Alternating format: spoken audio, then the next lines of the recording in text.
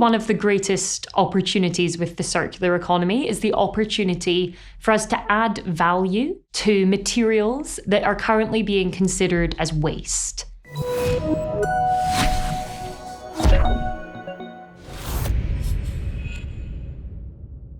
I'm Catriona Brady, Director of Strategy and Development at the World Green Building Council. There are some estimates that say a city the size of Paris is being built every single week, and the raw materials being used for that, the energy being used for that is absolutely monumental.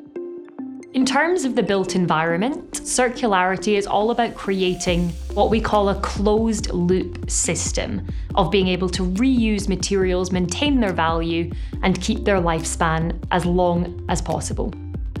A lot of the ways in which we currently use our materials are very linear. So we take, we make, we use, and we dispose. Those resources are then not being returned to the natural environment, but with a circular economy, we want to try and keep value in materials for as long as possible.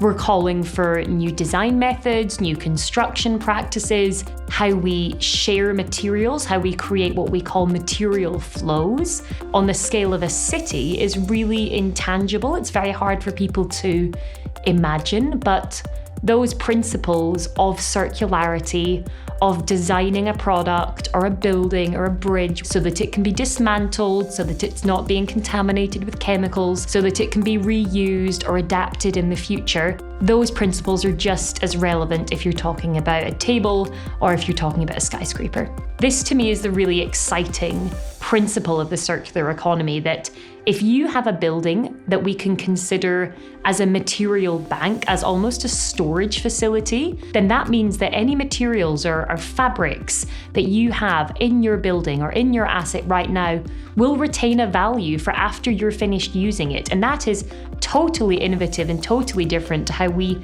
currently are using materials, in which once they're not useful anymore, we demolish them.